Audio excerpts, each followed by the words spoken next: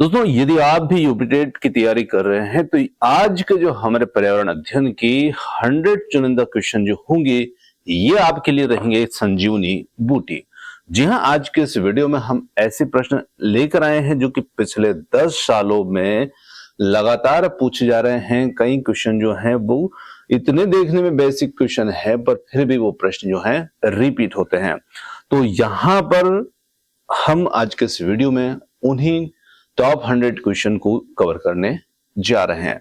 तो बिना देर किए वीडियो को स्टार्ट करते हैं और आप भी यहां पर अपना टेस्ट जो है लगा सकते हैं। कॉपी पेपर पेन लेकर के बैठ सकते हैं और देख सकते हैं कितने क्वेश्चन आपके इन 100 क्वेश्चन से सही होते हैं।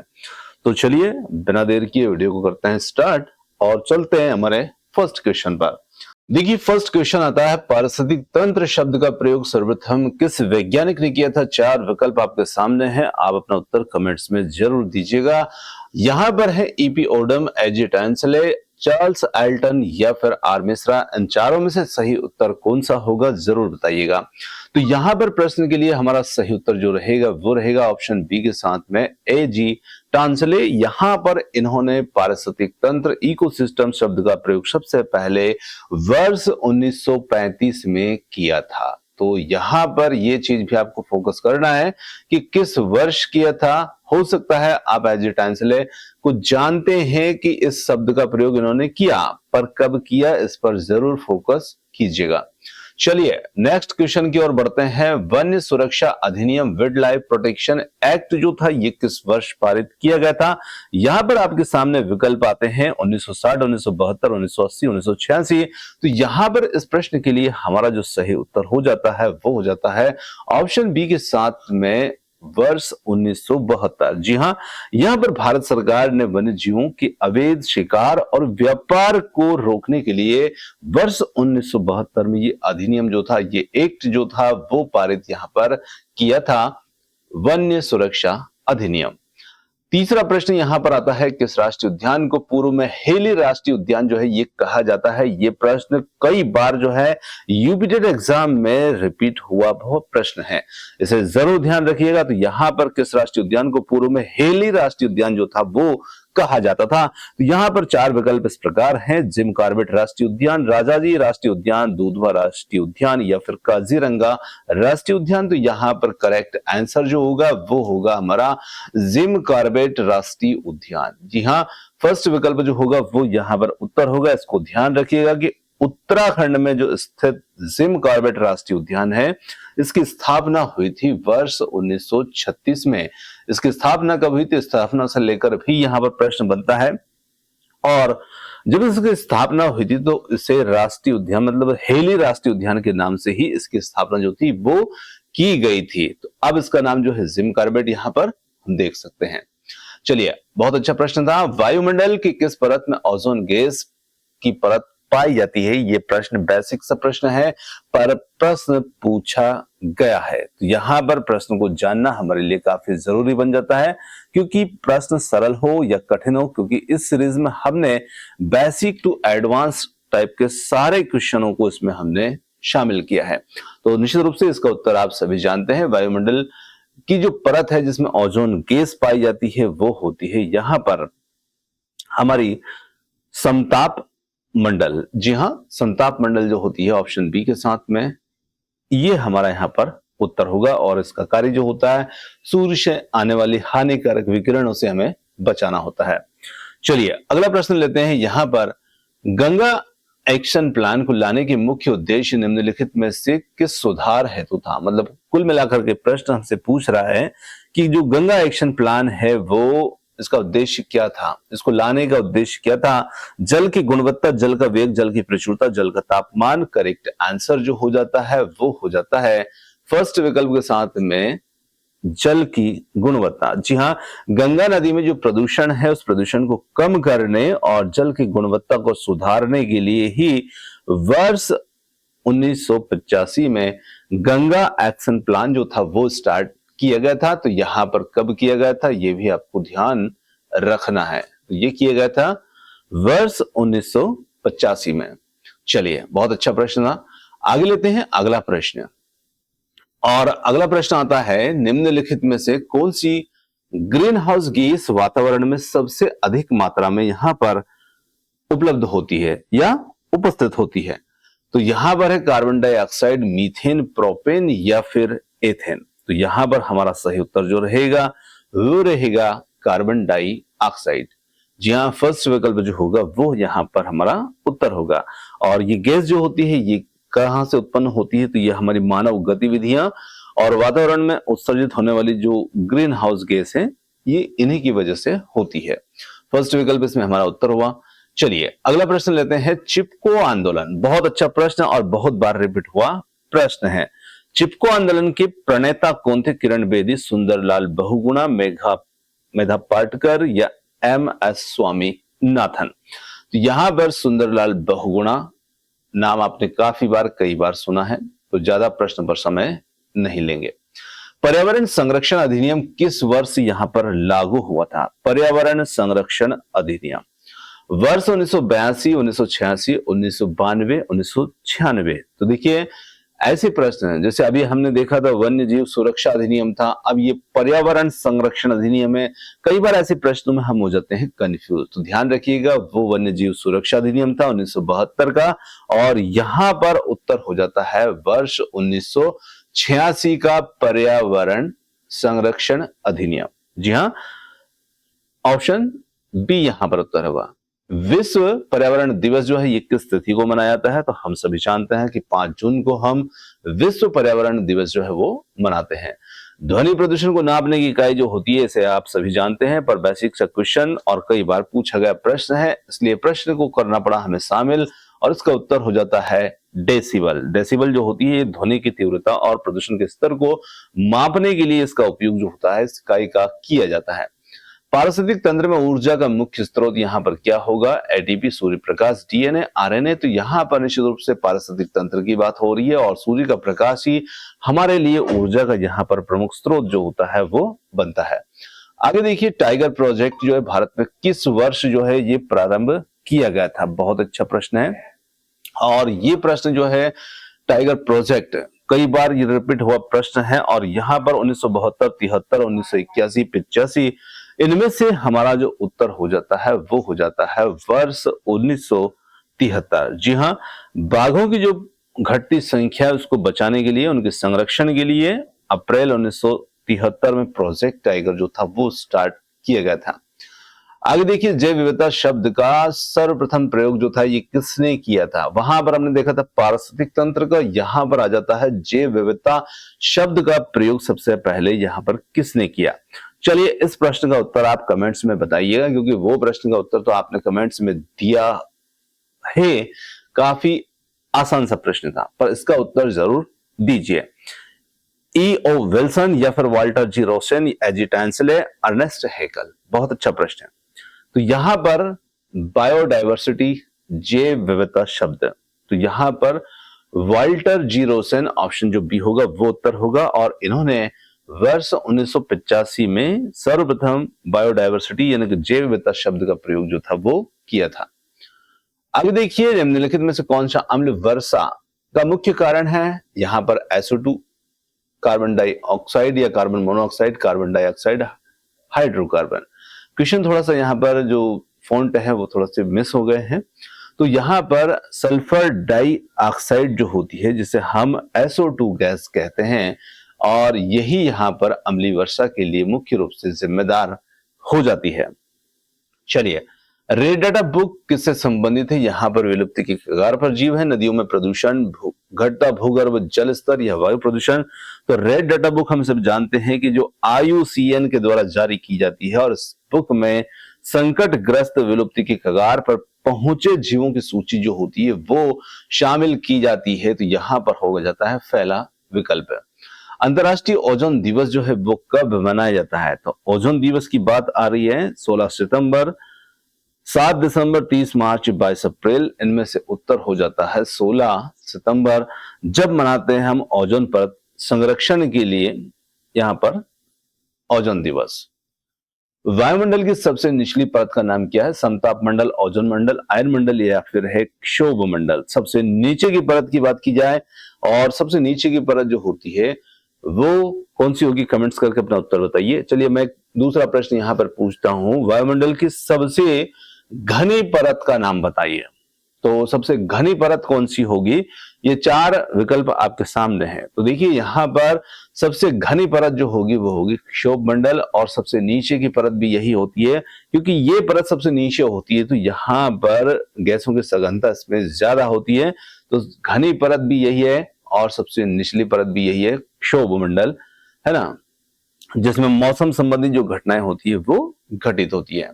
चलिए, निम्नलिखित में से कौन सा द्वितीयक उपभोक्ता यहां पर रहेगा? हाथी, सांप, शेर, बकरी, इनमें से द्वितीयक उपभोक्ता को पहचानना है। द्वितीयक का मतलब समझ गए होंगे, जो प्राथमिक को खा जाता है वही होता है द्वितीयक, और द्वितीयक यहां पर कौन रहेगा देख करके बताइए। हाथी, सांप, शेर, बकरी, इनमें से जो सांप होता है वो यहाँ पर द्वितीयक उपभोक्ता होगा, क्योंकि ये शिकार करता है चूहे का, मेंढक का, इनका। तो मेंढक, चूहे जो है वो प्राथमिक उपभोक्ता बन जाते हैं, सांप यहाँ पर बन जाएगा द्वितीयक। चलिए, और शेर यहाँ पर क्या होगा? तो शेर यहाँ पर जो होगा वो जाता है तृतीयक में। चलिए अगला प्रश्न लेते हैं। बीओडी का पूर्ण रूप क्या है? Biochemical oxygen demand, biological organic department, biogas oxygen demand, biochemical organic demand. इनमें से सही उत्तर जो रहेगा वो हो जाता है यहाँ पर बायोकेमिकल ऑक्सीजन डिमांड, यानी कि पानी में जो जैविक पदार्थ हैं उनके अपघटन के लिए आवश्यक ऑक्सीजन की मात्रा, जिससे कि जो जल प्रदूषण के स्तर को दर्शाती है। तो यहां पर हमारा उत्तर जो हो जाता है वो हो जाता है फर्स्ट विकल्प जो होगा वो प्रश्न के लिए सही रहेगा। चलिए, पहला विकल्प इसमें उत्तर होगा। आगे देखिए, ग्रीन पीस इंटरनेशनल का मुख्यालय जो वो कहां पर स्थित है? यहां पर विकल्प है हमारे लिए न्यूयॉर्क, एम्स्टर्डम, सिडनी, नागासाकी। तो यहां पर उत्तर बन जाता है ऑप्शन बी के साथ में, एम्स्टर्डम में यहां पर ग्रीन पीस इंटरनेशनल का जो मुख्यालय है वो यहां पर होगा। देखिए ये क्या है? तो ये पर्यावरण संरक्षण पर जो काम करने वाली एक वैश्विक संस्था है ग्रीन पीस, और इसका इंटरनेशनल, इसका मुख्यालय जो नीदरलैंड की एम्स्टर्डम में स्थित है। ऑप्शन बी यहां पर उत्तर है। जल चक्र को कौन नियंत्रित करेगा? बहुत अच्छा प्रश्न है। घास स्थल, वन, प्लवक, मरुस्थलीय पौधे। तो वन जो होते हैं निश्चित रूप से हमारे जल चक्र को नियंत्रित करने में मुख्य भूमिका निभाते हैं। उत्तर प्रदेश का राज्य की वृक्ष यहां पर कौन सा होगा? नीम, पीपल, अशोक, बरगद। तो यहां पर पीपल थोड़ा सा गलत तरीके से लिखा गया है, तो ये पीपल इस प्रकार से लिखा हुआ समझिएगा, नीम, पीपल, अशोक या फिर बरगद। तो यहां पर उत्तर जो हो जाता है वो हो जाता है ऑप्शन सी के साथ में अशोक, यहां पर, है ना, ये यहां पर रहेगा। चलिए आगे देखिए, निम्नलिखित में से किस गैस के कारण भोपाल गैस त्रासदी जो थी वो हुई थी? तो यहां पर हम सभी जानते हैं कि जो MIC होता है, मिथाइल आइसोसाइनाइड, इसके कारण से यहां पर जो गैस त्रासदी थी वो यहां पर हुई थी। कब हुई थी ये भी थोड़ा सा ध्यान रखिएगा, इस पर फोकस हमारा होना चाहिए। ये हुई थी वर्ष 1984 में, ये हुई थी, है ना, तो वर्ष 1984 में। चलिए, बहुत अच्छा प्रश्न है। भारत में सोनिया या मूक घाटी किस राज्य में स्थित है? केरल, जम्मू कश्मीर, हिमाचल प्रदेश, उत्तराखंड। तो देखिए, सोनिया या मूक घाटी, साइलेंट वैली, प्रश्न को किस प्रकार से थोड़ा सा घुमाया गया है। केरल, जम्मू कश्मीर, हिमाचल प्रदेश, उत्तराखंड। यहां पर करेक्ट आंसर जो हो जाता है वो हो जाता है साइलेंट वैली, जो है वो है केरल राज्य में। तो यहां पर फर्स्ट विकल्प जो होगा वो हमारा उत्तर होगा। क्यों इसको पढ़ना जरूरी है? क्योंकि यहाँ पर अत्यधिक जैव विविधता जो होती है वो इसी के लिए प्रसिद्ध है। आगे देखिए, खाद्य श्रृंखला के परस्पर समूह को क्या कहा जाता है? खाद्य चक्र, श्रृंखला अभिक्रिया, खाद्य जाल, बायोमास का पिरामिड। तो यहां पर हम कहेंगे जो खाद्य श्रृंखला होती है उसके परस्पर समूह को हम यहां पर कहते हैं खाद्य जाल, जहां फूड वेब इसे कहा जाता है। ऑप्शन सी के साथ में बनेगा हमारा उत्तर, क्योंकि जब अनेक प्रकार की जो खाद्य श्रृंखलाएं होती हैं आपस में जुड़ करके एक जटिल जाल जैसी संरचना बनाती है, जिसी को हम कहते हैं फूड वेब, खाद्य जाल। चलिए, बहुत अच्छा प्रश्न है।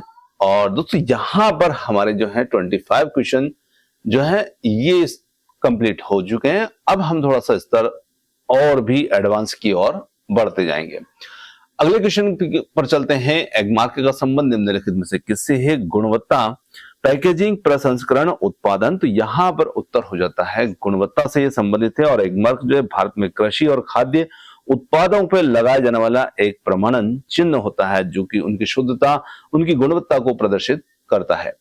किस वर्ण की उपस्थिति के कारण पौधों का रंग हरा होता है? तो हम सभी जानते हैं क्लोरोफिल के कारण से होता है। ज्यादा बात इस पर हम नहीं करेंगे। पीने के लिए सुरक्षित पानी को क्या कहते हैं? तो यहां पर हम पीने योग्य पानी, आंसू जल, नल का पानी, ताजा पानी, तो यहां पर हम इसे कहेंगे पीने योग्य पानी। ऑप्शन फर्स्ट ही यहां पर हमारा जो होगा उत्तर होगा।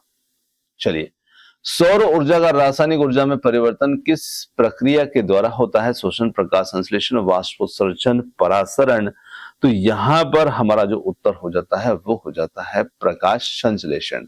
और ये हम सभी जानते हैं, जिसके कारण पौधे अपना भोजन बनाते हैं, फिर पौधों को उपभोक्ता जो होती हैं वो उपभोग करते हैं। लौंग और इलायची जो है पौधे के किस भाग से प्राप्त होते हैं? जड़, तना, फूल या फिर फल से? तो लौंग, इलायची पौधे के फूल से प्राप्त, यानी कि कलिका से प्राप्त होने वाले मसाले होते हैं। चलिए आगे लेते हैं। आर्द्र भूमि के संरक्षण से संबंधित रामसर समझौता जो था ये किस वर्ष हुआ था? यहां पर 1971, 1981, 1991, 2001। तो यहां पर बात की जाए वर्ष 1971, फर्स्ट विकल्प यहां पर हमारा उत्तर होगा।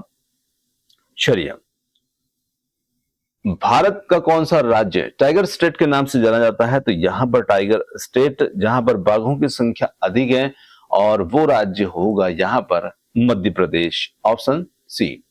मिनीमाता रोग ऐसी मछली खाने से होता है जिसमें अधिक मात्रा पाई जाती है कैडमियम, आर्सेनिक, पारा या फिर लेड की? तो यहां पर उत्तर हो जाता है जिसमें पारा की अधिक मात्रा होती है, ऐसी मछली को खाने से यहां पर मिनीमाता रोग जो होता है वो यहां पर हो जाता है। अगला प्रश्न आता है, गिर राष्ट्रीय उद्यान जो है किस जीव के संरक्षण के लिए प्रसिद्ध है? तो गिर आ जाता है यहां पर हाथी, एशियाई शेर, गेंडा, बाघ। तो यहां पर हमारा उत्तर जो हो जाता है एशियाई शेर।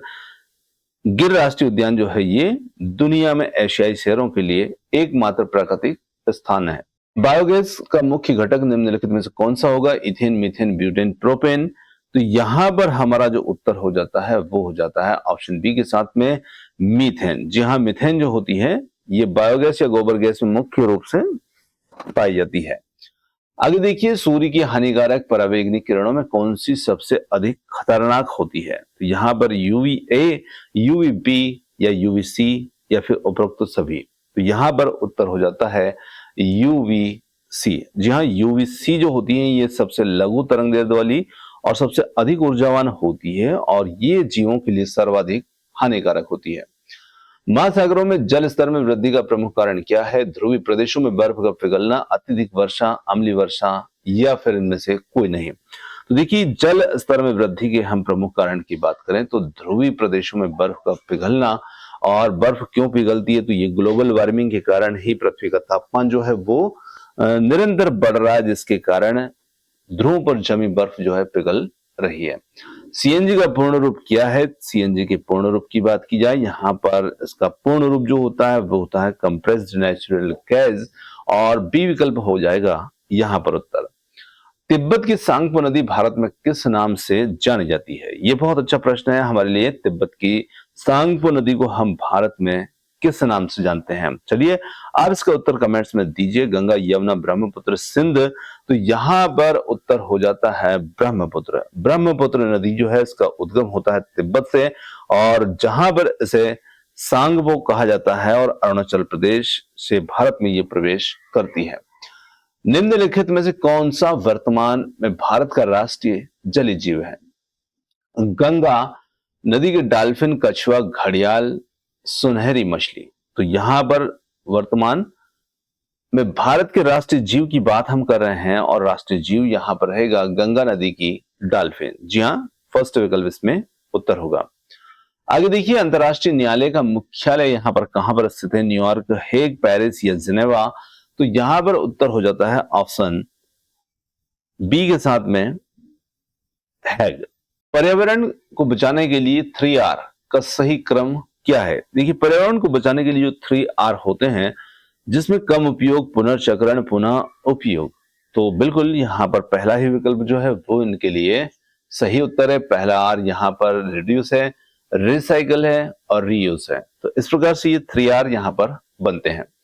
भारत में कच्छ का रण किस जीव के प्राकृतिक आवास के लिए प्रसिद्ध है? ये बहुत अच्छा प्रश्न है और बहुत बार पूछा गया प्रश्न है। कच्छ का रण क्षेत्र जो है वो किसके लिए प्राकृतिक आवास का कार्य करता है? तो यहाँ पर गुजरात के कच्छ में छोटे रण में स्थित अभ्यारण्य है और यहाँ पर जंगली गधों के लिए एकमात्र निवास स्थान है। तो यहाँ पर जंगली गधा जो होगा वो यहाँ पर हमारा उत्तर होगा। वन्य जीव सप्ताह प्रतिवर्ष किस अवधि में मनाते हैं? बहुत अच्छा प्रश्न है। वन्य जीव सप्ताह हम प्रतिवर्ष कब मनाते हैं? तो 1 से 7 अक्टूबर को ही यहाँ पर वन्य जीव सप्ताह जो है वो मनाया जाता है। निम्नलिखित में से कौन सा प्राथमिक उपभोक्ता का उदाहरण है? प्राथमिक उपभोक्ता जिन्हें हम सभी जानते हैं, जो कि यहाँ पर शाकाहारी जंतु होते हैं, जो पेड़ पौधे वनस्पति आदि को यहाँ पर खाते हैं, तो उन्हें गाय बकरी वगैरह हम कहते हैं। इंसुलिन के रासायनिक प्रकृति क्या होती है? Vitamin, protein, lipid, carbohydrate. बहुत अच्छा प्रश्न है, इंसुलिन की रासायनिक प्रकृति। अब पर्यावरण में हमारे कुछ ऐसे प्रश्न भी यहाँ पर यूपीडेट में देखने को मिले हैं। तो इसकी प्रकृति की बात की जाए तो इसकी प्रकृति होती है, इंसुलिन एक प्रकार का प्रोटीन प्रकृति का हार्मोन्स होता है ना। तो ऑप्शन बी हमारा उत्तर होगा। पौधों में जल का संवहन जो है किस ऊतक के द्वारा होता है? तो जल के संवहन की बात की जाए, जल जो होता है वो जाइलम के द्वारा यहाँ पर संवहन किया जाता है। तो यहाँ पर पहला विकल्प उत्तर होगा। फ्लोएम खाने का करता है, जाइलम जल का करता है। पृथ्वी की सतह का कितने प्रतिशत भाग जल से ढका है? और ये हम सभी जानते हैं 71% भाग जो है वो जल से यहाँ पर ढका हुआ है। चिपको आंदोलन की शुरुआत भारत के किस राज्य से हुई थी? चिपको आंदोलन बहुत महत्वपूर्ण, कभी व्यक्ति पूछे जाते हैं, कभी राज्य पूछा जाता है, कभी सन पूछा जाता है। तो देखिए यहाँ पर बात की जाए उत्तर प्रदेश, उत्तराखंड, मध्य प्रदेश, झारखंड, तो यहाँ पर उत्तर हो जाता है उत्तराखंड। ऑप्शन बी हमारा उत्तर हो जाता है और 1973 में हुई थी, ये भी आप ध्यान रखिएगा। चलिए आगे देखते हैं, निम्नलिखित में से कौन सा ऊर्जा का नवीकरणीय स्रोत है? तो यहाँ पर नवीकरणीय स्रोत को हम सभी जानते हैं, जिनसे रिन्यूएबल एनर्जी जो है वो हमें मिलती है, उन्हें हम यहाँ पर कहते हैं सौर ऊर्जा। ऑप्शन सी यहाँ पर उत्तर होगा। चलिए अब दोस्तों यहाँ पर हमारे 50 प्रश्न हो चुके हैं। अब इसका थोड़ा सा और हमारा यहाँ पर बदलने वाला है। राष्ट्रीय पर्यावरण अभियांत्रिकी अनुसंधान संस्थान ये कहां पर स्थित है? चलिए इसका उत्तर यहाँ पर कमेंट्स में आप बताइए। नई दिल्ली, नागपुर, बेंगलुरु, हैदराबाद। तो यहाँ पर उत्तर बन जाता है ऑप्शन बी के साथ में नागपुर। यहाँ पर हमारा उत्तर होगा। खाद्य श्रृंखला में ऊर्जा का प्रवाह किस प्रकार से होता है? एक दिशी होता है, द्विदिशीय होता है, बहुदिशीय या फिर चक्रीय? तो यहाँ पर हम बात कर रहे हैं खाद्य श्रृंखला में ऊर्जा के प्रवाह की, जो कि होता है एक दिशीय। आगे लेते हैं, अंतर्राष्ट्रीय जैव विविधता दिवस किस तिथि को मनाया जाता है? तो यहाँ पर अंतर्राष्ट्रीय जैव विविधता दिवस जो है ये मनाया जाता है 22 मई को। और आज जो हम वीडियो बना रहे हैं वो भी डेट यहाँ पर 22 मई है। तो बहुत अच्छा प्रश्न यहाँ पर हमने शामिल किया। चलिए आगे लेते हैं, ब्लैकफुट नामक बीमारी जल में किस तत्व की अधिकता के कारण से होती है? अब ब्लैकफुट नाम सुना होगा आपने, नाइट्रेट, फ्लोराइड, आर्सेनिक, कैडमियम। तो यहां पर आर्सेनिक की अधिकता जो हो जाती है जल में, जिसके कारण से ब्लैकफुट नामक बीमारी जो होती है वो हो जाती है। चलिए भारत का प्रथम राष्ट्रीय उद्यान कौन सा है? दूधवा राष्ट्रीय उद्यान, कान्हा राष्ट्रीय उद्यान, सिम कार्बेट राष्ट्रीय उद्यान, काजीरंगा राष्ट्रीय उद्यान। तो यहां पर उत्तर हो जाता है भारत का प्रथम राष्ट्रीय उद्यान जो है वो हमारा है जिम कार्बेट राष्ट्रीय उद्यान, है ना। ये थोड़ा जिम गलत लिख दिया, जिम कार्बेट राष्ट्रीय उद्यान, इसको हम हेली राष्ट्रीय उद्यान भी कहते हैं। चलिए वन्य जीवों के संरक्षण हेतु प्रसिद्ध काजीरंगा राष्ट्रीय उद्यान जो है ये किस राज्य में स्थित है? असम, पश्चिम बंगाल, मेघालय, अरुणाचल प्रदेश। तो यहां पर वन्य जीवों के संरक्षण हेतु प्रसिद्ध काजीरंगा राष्ट्रीय उद्यान जो है वो हमारे लिए रहेगा असम में। फर्स्ट विकल्प जो होगा वो हमारा उत्तर होगा। और काजीरंगा राष्ट्रीय उद्यान काफी प्रसिद्ध है, कई बार प्रश्न जो है इससे रिपीट होते हैं। और ये भी ध्यान रखिएगा ये एक सींग वाले गैंडे के लिए प्रसिद्ध है। वायुमंडल में नाइट्रोजन गैस का प्रतिशत हम सभी जानते हैं 78% होता है। प्रश्न पर ज्यादा बात हम नहीं करेंगे। केंद्रीय प्रदूषण नियंत्रण बोर्ड, यहाँ पर CPCB का मुख्यालय जो वो कहां पर है? भोपाल, कोलकाता, नई दिल्ली, मुंबई। तो यहां पर बात की जाए ऑप्शन सी के साथ में नई दिल्ली। भारत में जल पुरुष के नाम से किन्हें जाना जाता है? बहुत अच्छा प्रश्न। राजेंद्र सिंह, बिंदेश्वर पाठक, बाबा आमटे, चंडी प्रसाद भट्ट। तो यहां पर Rajendra Singh, Waterman of India इन्हें कहा जाता है। लंदन धूम किस ऋतु में और किस समय दिखाई देता है? तो यहां पर बहुत अच्छा प्रश्न है। लंदन धूम्र जो है ये किस ऋतु में और किस समय दिखता है? ग्रीष्म ऋतु में सुबह के समय, शीत ऋतु में सुबह के समय, ग्रीष्म ऋतु में दोपहर के समय, या शीत ऋतु में रात के समय? तो देखिए, शीत ऋतु में सुबह के समय ही धूम्र दिखाई देता है, और इसको आप ध्यान भी रख सकते हैं। हमारे यहां पर भी कभी कभी कोहरा धूम्र होती है। कब देखते हैं? हम सुबह से देखते हैं। आगे देखिए, पारिस्थितिक तंत्र में 10% का जो नियम है ये किस वैज्ञानिक ने दिया था? बहुत अच्छा प्रश्न है। पारिस्थितिक तंत्र में 10% का नियम देने वाले जो थे वो थे लिंडमैन, और इन्होंने ही दिया था 10% का नियम। फ्लाई ऐश प्रदूषण निम्नलिखित में से किससे उत्सर्जित होता है? तो फ्लाई का मतलब समझिएगा, फ्लाई ऐश का मतलब होता है राख, राख के कण, है ना। तो यहां पर ये तेल शोधन कारखानों से, ताप विद्युत संयंत्र से, खनन से, जूट उद्योग से। तो यहां पर बात की जाए, ताप विद्युत संयंत्र जो होते हैं इनसे, जो कोयले पर आधारित बिजली घर होते हैं, इनसे कोयले के जलने के कारण से क्या बनती है? राख के कण बनते हैं, और जिसे फ्लाई ऐश कहा जाता है।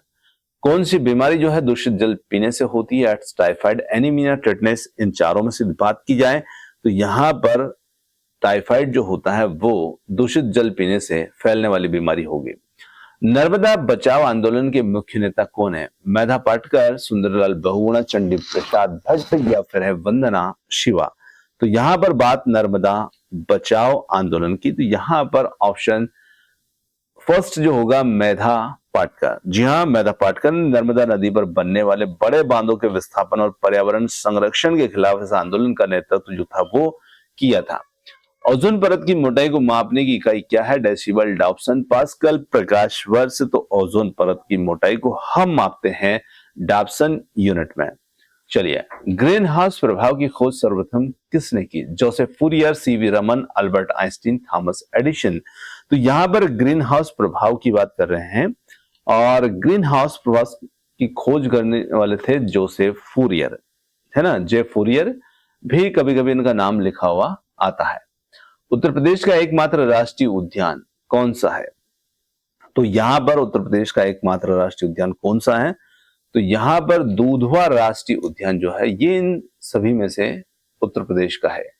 एलपीजी का मुख्य घटक निम्नलिखित में से कौन सा है? Methane, ethane, butane, propane, hydrogen.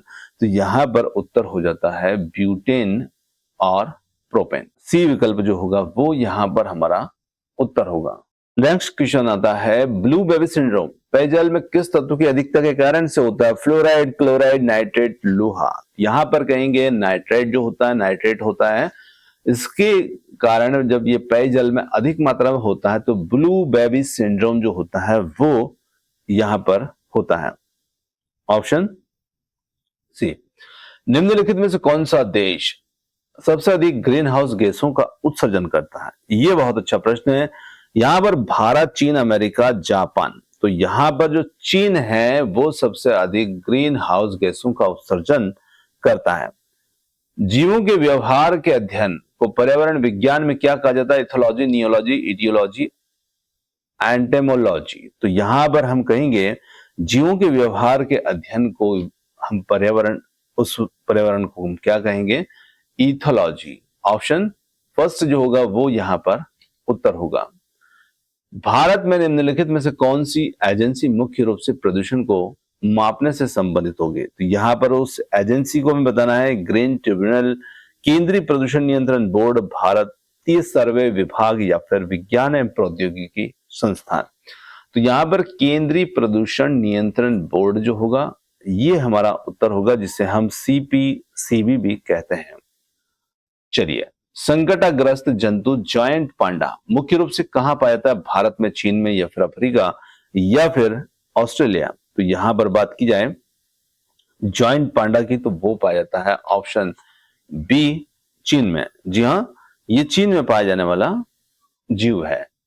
किस गैस के कारण वर्षा के पानी में घुलने से वर्षा का जल अम्लीय हो जाता है? इसके ऊपर हम पहले भी बात कर चुके हैं। सल्फर डाइऑक्साइड जो होगी वो यहाँ पर उत्तर होगा। भारतीय संविधान में के किस अनुच्छेद में पर्यावरण संरक्षण संवर्धन का उल्लेख हमें देखने को मिलता है? तो अनुच्छेद 48A जो होगा, यहाँ पर पर्यावरण संरक्षण संवर्धन का उल्लेख हमें मिलता है। चलिए, पौधों में प्रकाश संश्लेषण की क्रिया किस रंग की प्रकाश में सबसे ज्यादा होती है? प्रकाश संश्लेषण को तो जानते हैं, पर इसमें पूछा गया है कौन से प्रकाश में सबसे ज्यादा होती है, कौन से में कम होती है। तो यहां पर बात की जाए सी विकल्प के साथ लाल प्रकाश की, तो लाल प्रकाश में प्रकाश संश्लेषण सबसे ज्यादा होती है।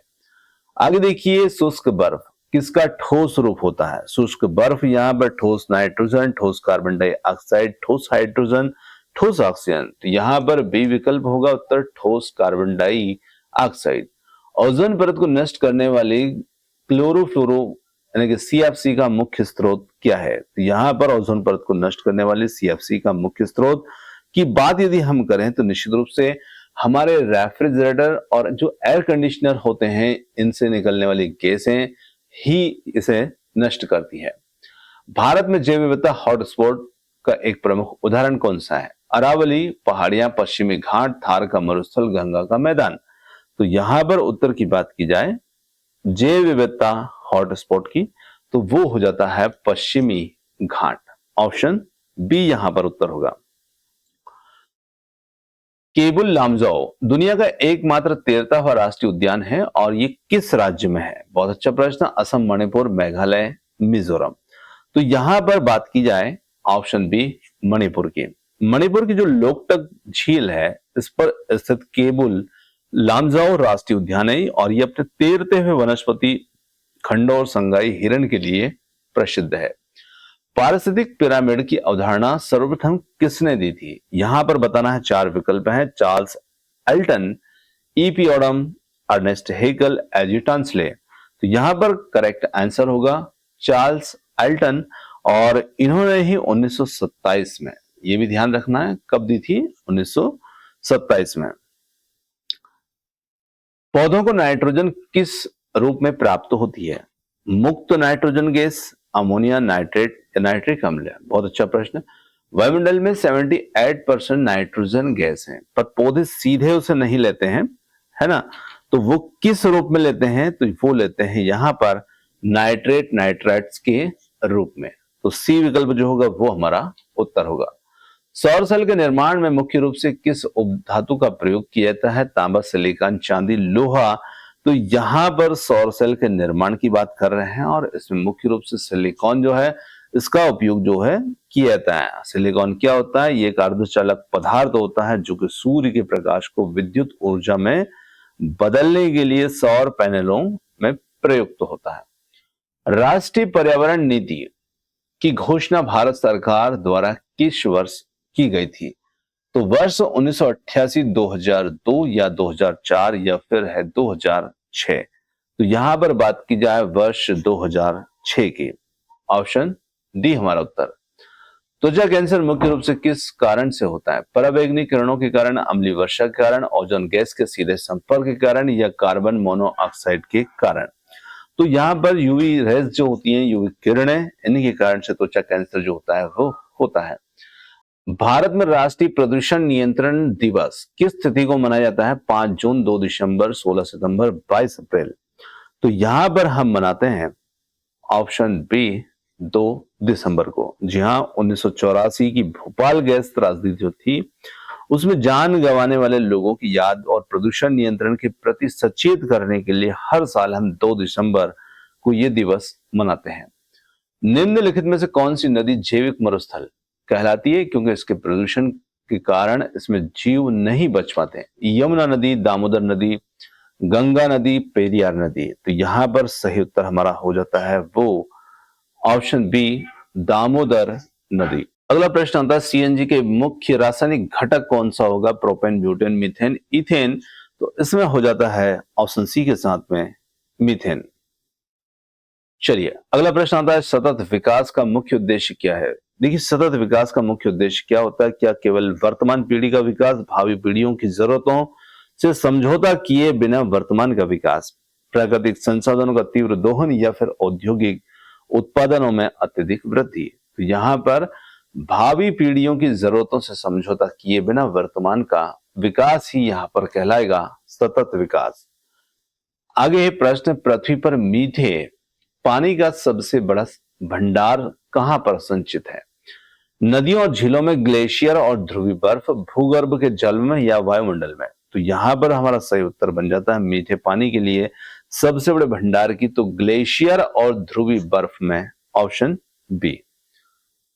वाहनों से निकलने वाले धुएं में पाई जाने वाली कौन सी विषैली गैस रक्त में ऑक्सीजन ले जाने की क्षमता को कम कर देती है? तो निश्चित रूप से यहां पर कार्बन मोनोऑक्साइड गैस जो होती है, यही हमारे रक्त में ऑक्सीजन ले जाने की क्षमता को ये घटा दिया करती है, कम कर देती है ना? तो ऑप्शन बी यहां पर उत्तर होगा। सुंदरवन राष्ट्रीय उद्यान जो है किस राज्य में स्थित है और किसके लिए प्रसिद्ध है? तो यहां पर सुंदरवन राष्ट्रीय उद्यान की बात की जाए तो ये पश्चिम बंगाल में स्थित है और रॉयल टाइगर बंगाल टाइगर के लिए यह प्रसिद्ध है। ऑप्शन बी यहां पर उत्तर होगा। वायुमंडल में बादलों का बनना और वर्षा का होना किस मंडल की विशेषता है? तो यहां पर हमने बात की थी सबसे घने मंडल की, जो कि होता है क्षोभ मंडल, सबसे निचली परत।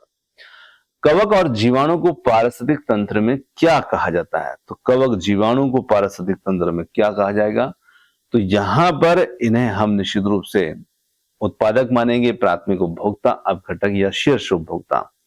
तो यहां पर सही उत्तर होगा डीकंपोजर, अपघटक इन्हें मानेंगे, क्योंकि निश्चित रूप से जो जीवाणु कवक होते हैं ये जटिल कार्बनिक पदार्थों को सरल अकार्बनिक पदार्थों में तोड़कर मिट्टी में मिला दिया करते हैं और इसी कारण से हम इन्हें अपघटक कहते हैं। दोस्तों यहां पर आज के जो 100 क्वेश्चन थे ये होते हैं समाप्त। क्वेश्चन आपको कैसे लगे कमेंट्स करके जरूर बताइएगा। वीडियो पसंद आया तो वीडियो को लाइक, शेयर, चैनल को सब्सक्राइब करना बिल्कुल ना भूलिएगा। आपने समय दिया उसके लिए बहुत बहुत धन्यवाद। Thanks for watching.